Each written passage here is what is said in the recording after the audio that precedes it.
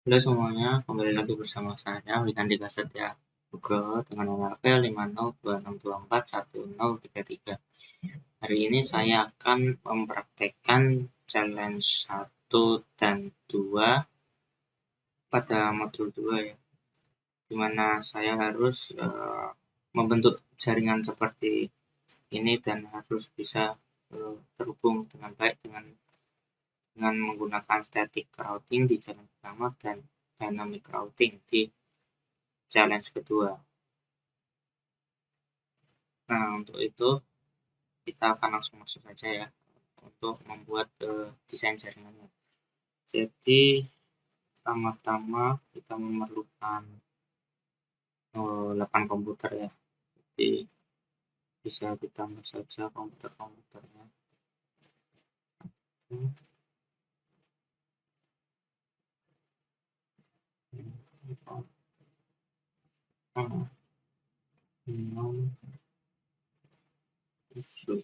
Oke, sudah ada 8 komputer. Lalu selanjutnya kita akan menyambungkan komputer-komputer ini ke switch ya. Di sini saya akan menggunakan 4 switch. 1, 2, 3, 4. Nah, jadi nanti setiap komputer ini pada jaringannya masing-masing akan tersambung ke switchnya ya. Jadi kayak seperti PC 0 dengan PC 1 akan terhubung ke switch 0 ini ya. Begitu pula dengan yang lainnya. Nah, lalu selanjutnya kita akan menambahkan router. Jadi agar segmen jaringan ini bisa terhubung dengan segmen jaringan yang di sebelahnya atau di sebelahnya lagi, kita memerlukan router agar bisa saling berkomunikasi.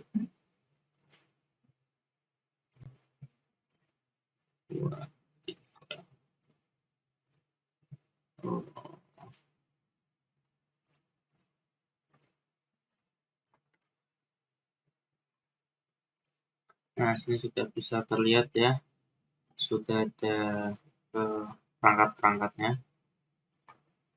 Terus selanjutnya kita akan menyambungkannya dengan kabel. Di sini saya akan menggunakan kabel petir supaya bisa terauto detect ya, dari komputer ke switchnya.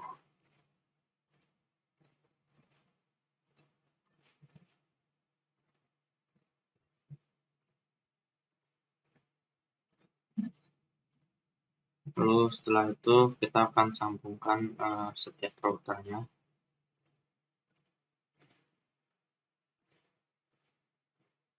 Nah, untuk menyambungkan switch ke router kita akan menggunakan kabel copper straight through ya, supaya bisa mendapatkan opsi gigabit Ethernet ini. Akan sambungkan.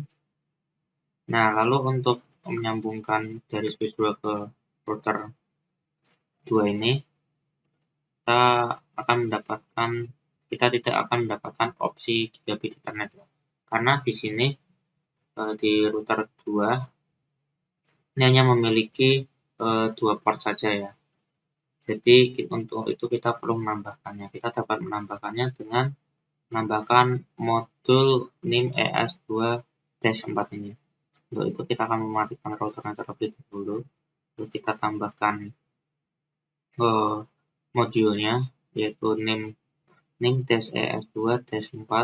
Lalu kita juga menambahkan modul GLC-T ini supaya kita bisa menambahkan portnya ya. Kita hidupkan lagi. Ini juga berlaku untuk router 3 ya. Jadi kita tambahkan saja.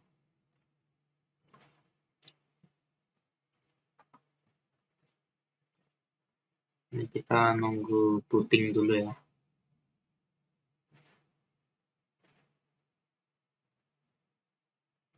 Kalau sudah selesai kita bisa tambahkan saja. Nah, maka akan muncul opsi gigabit Ethernet ya.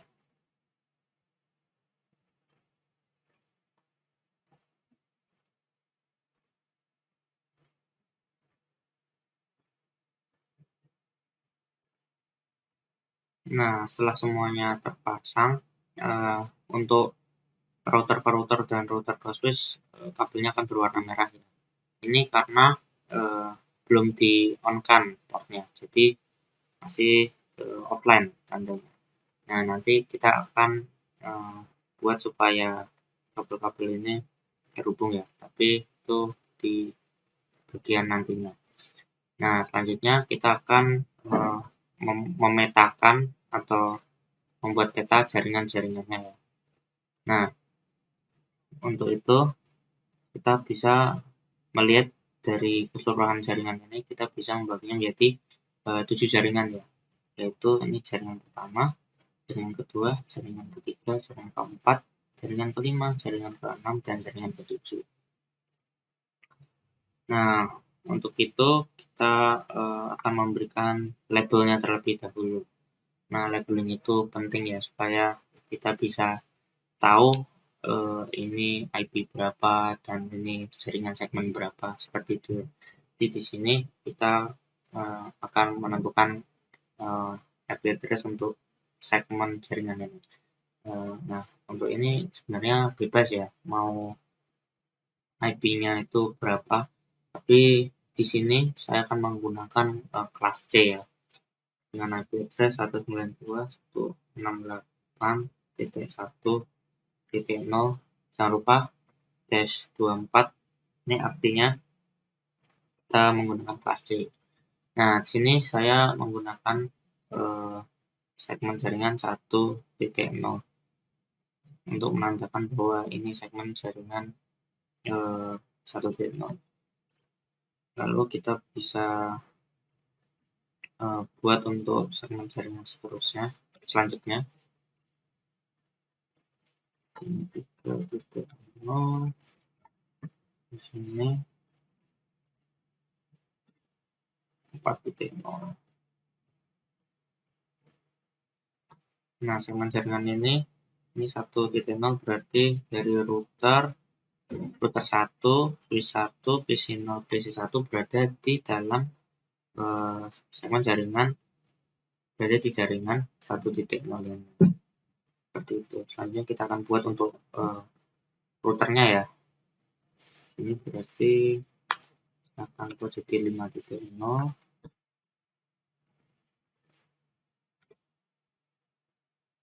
6.0, dan 7.0. Lalu selanjutnya kita akan membuat IP address untuk setiap komputernya, supaya komputer-komputer ini memiliki alamatnya masing-masing. Jadi, untuk PC0 karena ini di segmen 1.0, nolnya ini kita bisa ubah menjadi angka berapapun yang belum dipakai oleh perangkat lainnya. Jadi selain 0. Jadi kalau di sini saya menggunakan 2 untuk PC0 dan untuk PC1 1.3. Itu pula dengan PC2, PC3 dan seterusnya ya. Karena di sini PC2 di segmen jaringan 2.0, maka ini satunya saya ganti 2 aja ya. Ya, tetap satu jaringan. Ini 3.2 dan 3.3.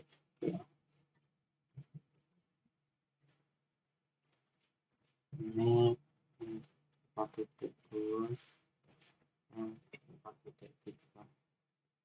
Nah, setelah semua PC-nya sudah memiliki IP address, selanjutnya kita akan memberikan IP address pada setiap kabel-kabelnya. Di sini saya mulai dari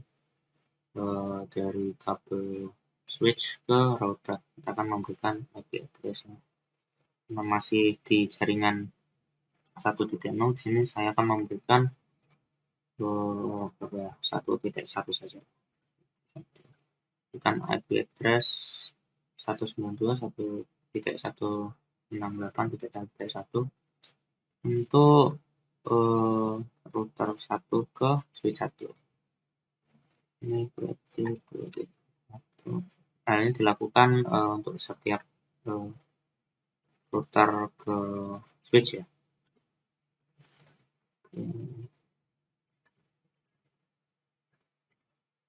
Lalu selanjutnya kita akan memberikan IP address dari router ke router. Di sini kita sudah berpindah jaringan ya, sudah beda jaringannya. Jadi kita masuk ke jaringan 5.0, itu antara router 1 dengan router 2. Ini saya akan menggunakan 5.2 dan di sini 5.3. Nah, lalu untuk router 2 dan router 3 akan masuk ke jaringan 6.0. Jadi di sini akan berubah jadi jaringan 6.0. Di sini 6.3. Ini juga sama, berubah jadi 7.2 dan 7.3. Nah, setelah kita sudah memetakan semuanya ini, selanjutnya kita akan memasukkan IP address yang sudah kita berikan label tadi ke masing-masing perangkatnya ya. Untuk PC kita bisa buka ini, lalu ke desktop, lalu buka IP configuration. Sini kita akan memasukkan static IP address-nya di IPv4 address ini ya. Jadi 192.168.1.2. Lalu untuk gateway-nya, default gateway-nya itu kita akan set ke router 1 ini ya. Jadi 192.168.1.1. Jadi kalau misalnya PC0 ini ingin menyampaikan pesan keluar jaringan, maka harus melewati jalur atau gateway yang tertera di sini ya, 1.1, agar bisa keluar jaringan. Jadi nanti kalau ingin mengirimkan pesan harus lewati default gateway ini dulu, baru nanti akan diteruskan. Kalau misalnya tidak keluar jaringan, berarti masih dalam jaringan, berarti setelah masuk default gateway akan kembali lagi ke switch dan akan diteruskan ke yang masih di dalam satu jaringan itu. Seperti itu. Hal ini dilakukan untuk setiap PC ya teman-teman.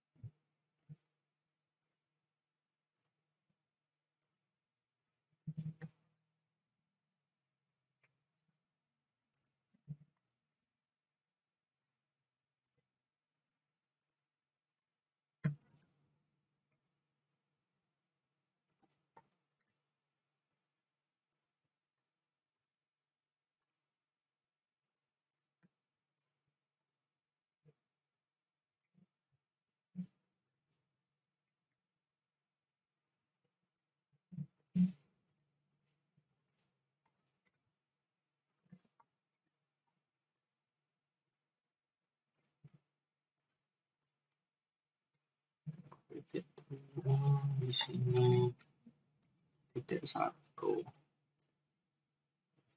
Oke, kalau sudah tersetup semuanya untuk bagian komputernya, akhirnya kita akan men-setup untuk router-routernya, karena router-routernya belum tersetup IP address-nya. Jadi kita bisa langsung saja ethernet 000, IP address-nya 92.8.5.2. Jangan lupa untuk di on kan ya teman. Untuk router 001 ini berarti 1.1.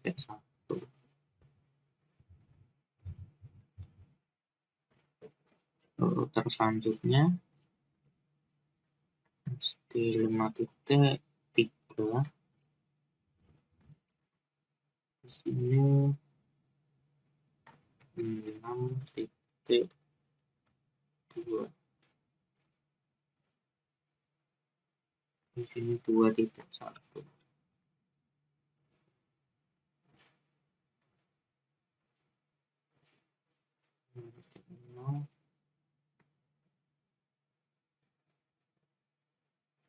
6.3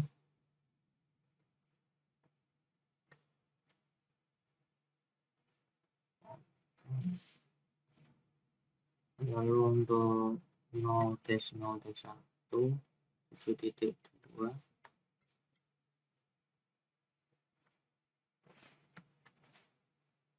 ini 3.1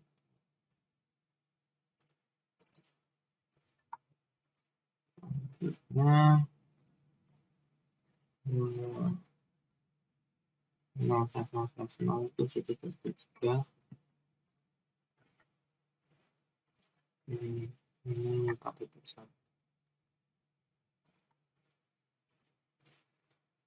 bisa mempercepatnya ya biar lebih cepat tersambung. Lalu kalau sudah tersambung semua ya, namun ini masih belum bisa saling mengirimkan data ke jaringan lainnya karena setiap router belum mengenal satu sama yang lain, masih belum tahu tetangganya itu siapa. Jadi untuk itu kita harus memberikan arahan ya. Nah, untuk memberikan arahan ini kita dapat menggunakan static routing untuk di challenge yang pertama ya. Jadi kita akan langsung mencobanya saja. Ini kita masuk config lalu static. Nah, sini kita memasukkan network yang ingin kita tuju ya. Jadi misalnya ingin ke network 2.0 ini. Jadi kita masukkan saja networknya 68.2.0. Ini subnet masknya. Netmask kelas C yaitu 255.255.255.0. Lalu next hop ini merupakan kabel atau router yang harus dilalui untuk mencapai jaringan yang ingin kita tuju. Jadi karena jaringannya di sini dan kita harus melewati router 2 untuk mencapainya. Jadi di sini kita harus melewati IP address dengan IP address 192.168.5.3 ya. Ini kita bisa tambahkan. Lalu kalau kita ingin ke jaringan 3.0, kita juga berarti harus melewati IP address yang sama ya, karena kan dari router 1 ke router 2 lalu harus ke router 3 dan kemudian ke switch. Untuk dapat ke sini kan harus melewati router 2 dengan port dengan IP address 192.168.5.3 ini. Jadi kita nggak bisa langsung ke sini ya, jadi harus melewati harus melewati tetangga yang terlebih dahulu. Seperti itu yang saya tambahkan. Itu pula juga dengan 4.0. Hal ini dilakukan untuk setiap router ya, agar mereka bisa tahu harus mengirimnya itu ke siapa. Seperti itu. Sini juga sama. Misalnya mau dari router 2 ke router 1 ke jaringan 1.0, maka harus melewati router 1 ya, dengan IP address 192.168.5.2.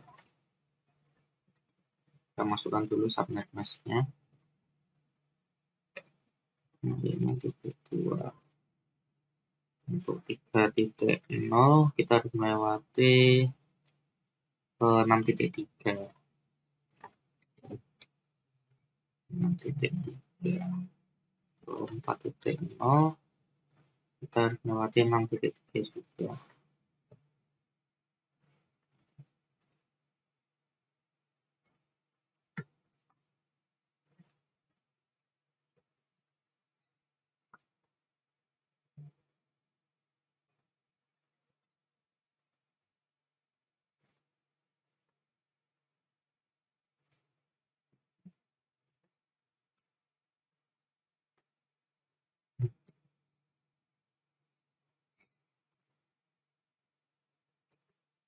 titik.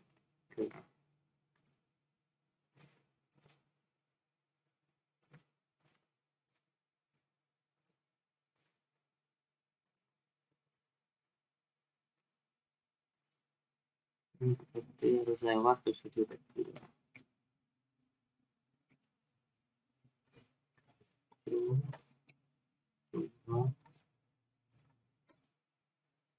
tiga. Oke, kalau sudah kita bisa cek ulang lagi. Oke, sepertinya sudah. Kalau sudah, kita bisa mengetesnya ya. Di sini saya akan menggunakan ping. Cepat aja. Ping misalnya kita pengen ngasih pesan ke komputer dengan IP address 192.168.4.2. Ambil 2.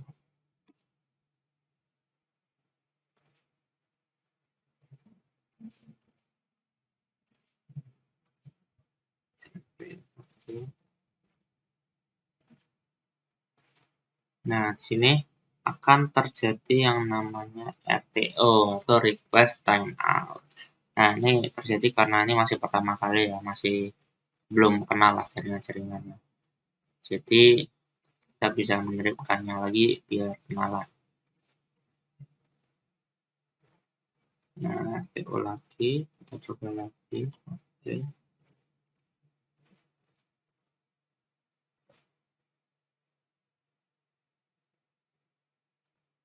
Oke, nah, maaf, buffernya full ya. Kita ulang lagi. Coba ulangi lagi.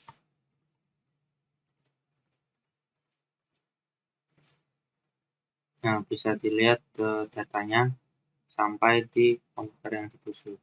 Nah, selanjutnya komputer atau PC namanya akan memberikan reply kembali ke PC yang tadi mengirimkannya.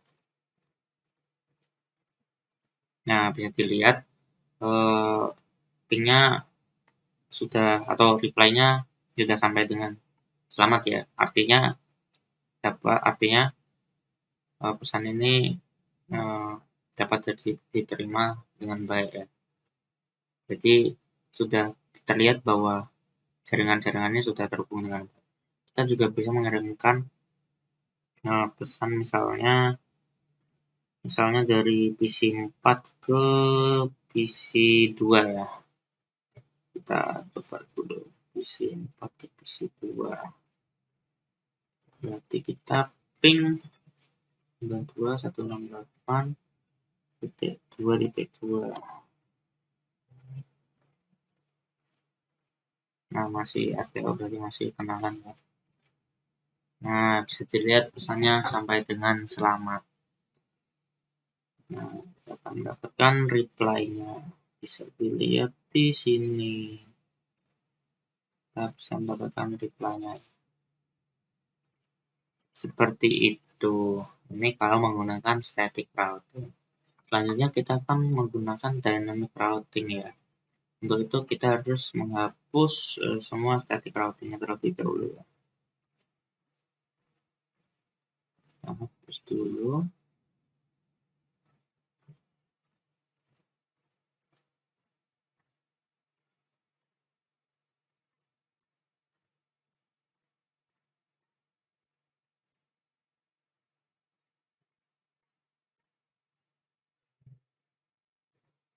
Nah, untuk dynamic routing ini dynamic routing sesuai namanya dinamis ya. Jadi routingnya ini nanti dilakukan secara dinamis atau otomatis.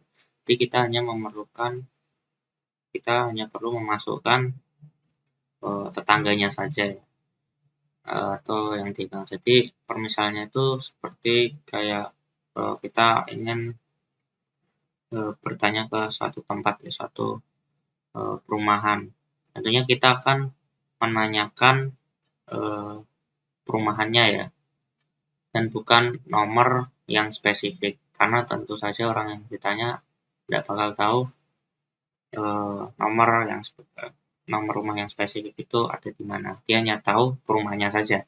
Nah, itu berlaku juga di sini. Jadi kita hanya menspesifikkan memberikan yang dia tahu saja. Kalau di sini kan dia hanya kenal dengan misalnya di router satu sini, di router satu ini dia hanya mengenal segmen 5.0 dan 1.0. Jadi kita hanya memasukkan jaringan tersebut ke dalam dynamic routingnya.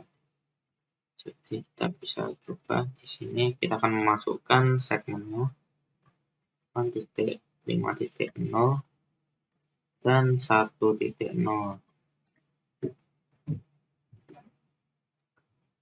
Nah, hal ini dilakukan untuk setiap router ya. Di sini dia kenal dengan 3 jaringan ya, 5.0, 6.0 dan 2.0.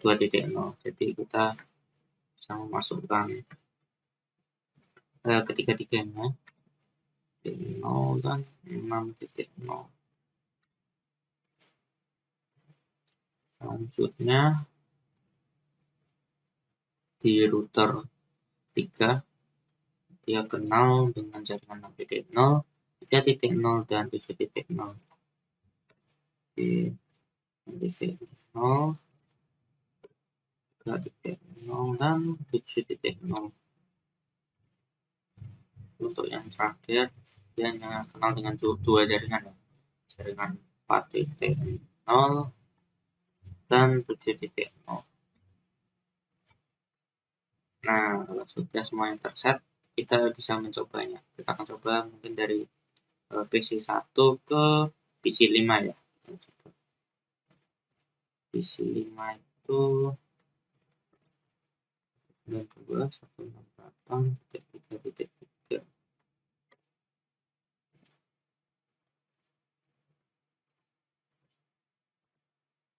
Kita lihat masih RTO, berarti masih dalam fase kenalan ya. Bisa coba lagi. Bisa dilihat datanya sampai ke PC 5 dengan selamat. Kemudian PC 5 akan memberikan reply-nya. Di sini reply-nya dapat sampai dengan selamat ya. Bisa dilihat di sini ya. Oke, kita akan coba misalnya dari PC 3 ke PC 7. Di PC 3 atau PC 7 PC 7 address-nya 192.168.4.3 4.3. Oke, kita bisa kirimkan. Nah, masih RTO berarti masih kenalan. Oke, kita coba lagi, masih kenalan lagi. Oh, sepertinya ada masalah ya. Kita cek terlebih dahulu. 3.0, 6.0 dan 7.0. Kita coba lagi saja.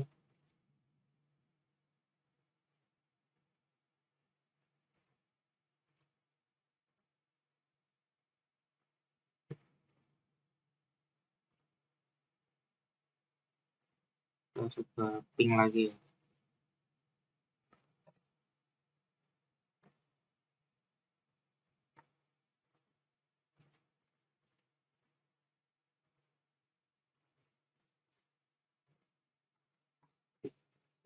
Oke.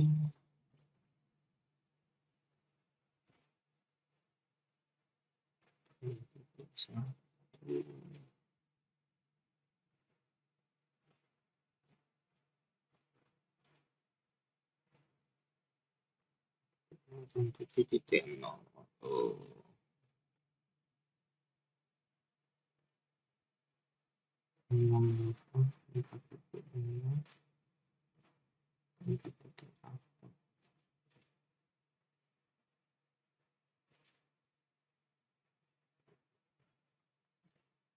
Jadi satu, oke. Titik dua,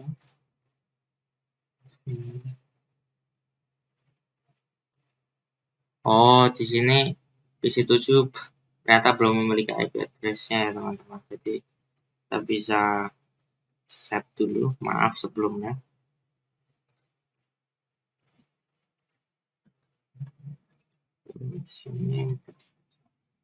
Nah, kita akan coba lagi ya.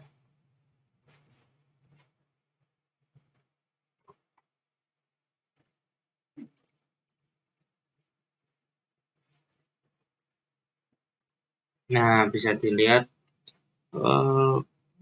datanya sudah sampai dengan selamat ya. Ini PC7 akan memberikan reply-nya. Nah, sudah mendapatkan reply-nya teman-teman. Jadi seperti itu. Saya coba cek lagi ya.